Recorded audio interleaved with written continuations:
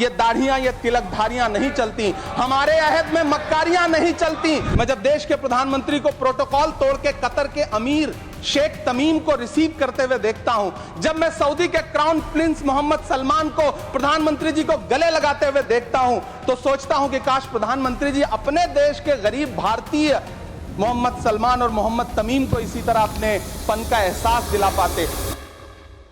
Shri Imran Pratapgarhi demand to restart UPSC residential coaching centre at Haj House Mumbai. धन्यवाद सभापति महोदय। मैं आज इस सदन में खड़ा होकर हाशिए पर मौजूद देश के लाखों SC, ST और माइनॉरिटी के छात्रों की तरफ से यूपीए की चेयरपर्सन रही श्रीमती सोनिया गांधी जी और पूर्व प्रधानमंत्री डॉक्टर मनमोहन सिंह साहब को सैल्यूट करूंगा, जिनकी कोशिशों से सच्चर कमेटी की सिफारिशों के बाद 2009 में कोचिंगों के अभाव में प्रतियोगी परीक्षाओं में हिस्सा न ले पाने वाले SC, ST और माइनॉरिटी के छात्रों के लिए रेजिडेंशियल कोचिंग एकेडमी शुरू की गई थी। डॉक्टर भीमराव अंबेडकर यूनिवर्सिटी, मानू हैदराबाद, AMU अलीगढ़, जामिया हमदर्द और जामिया मिल्लिया यूनिवर्सिटी में दूर दराज गांव से आने वाले बच्चों ने महंगी UPSC कोचिंगों के बजाय भारत सरकार की रेजिडेंशियल कोचिंग एकेडमी में एडमिशन लेना शुरू किया और उनके प्रतियोगी परीक्षाओं में जाने के सपने पूरे होने लगे।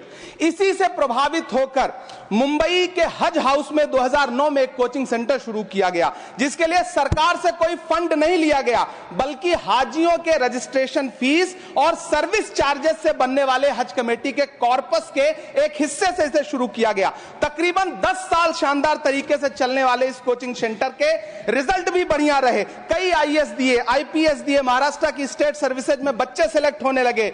फिर आया कोविड, पहले सीटें घटाई गईं और फिर तत्कालीन अल्पसंख्यक मंत्री महोदया को मौका मिला और उन्होंने 2023 में इस कोचिंग सेंटर को बंद कर दिया। वो सैकड़ों छात्र जो हर साल इस कोचिंग सेंटर से फायदा उठा रहे थे, एक झटके में उनके सपने चकनाचूर कर दिए गए। सभापति महोदय, मैं जब देश के प्रधानमंत्री को प्रोटोकॉल तोड़ के कतर के अमीर शेख तमीम को रिसीव करते हुए देखता हूं, जब मैं सऊदी के क्राउन प्रिंस मोहम्मद सलमान को प्रधानमंत्री जी को गले लगाते हुए देखता हूं, तो सोचता हूं कि काश प्रधानमंत्री जी अपने देश के गरीब भारतीय मोहम्मद सलमान और मोहम्मद तमीम को इसी तरह अपने पन का एहसास दिला पाते। कभी मैं जब प्रधानमंत्री जी को शेख हसीना जी को प्रोटोकॉल तोड़ के रिसीव करते देखता हूं, तो मैं सोचता हूं कि कभी प्रधानमंत्री जी अपने देश की बेटी बिल्किस को भी इसी तरह से अपने पन का एहसास दिला पाते। कभी कैब भोपाली ने कहा था, ये दाढ़ियां, ये तिलकधारियां नहीं चलती, हमारे अहद में मक्कारियां नहीं चलती, दिलों को हम कबीले वालों के दिल जोड़िए मेरे सरदार, सरों को काट के सरदारियां नहीं चलती।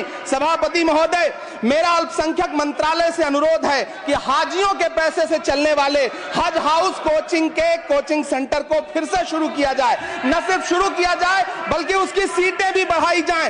जब पैसा सरकार को नहीं देना है बल्कि हाजियों का जो कॉर्पस सैकड़ों करोड़ रुपए के रूप में इकट्ठा है, उससे इसको चलना है कोचिंग सेंटर को, तो फिर इस कोचिंग सेंटर को चलाने में और देश के बाकी हज हाउसेज में इसे शुरू करने से सरकार को परेशानी क्या है। मेरा अनुरोध है, यहां मंत्री महोदय बैठे हैं अल्पसंख्यक मंत्री, कि कृपया संज्ञान लें। देश के लाखों छात्र आपसे गुजारिश कर रहे हैं।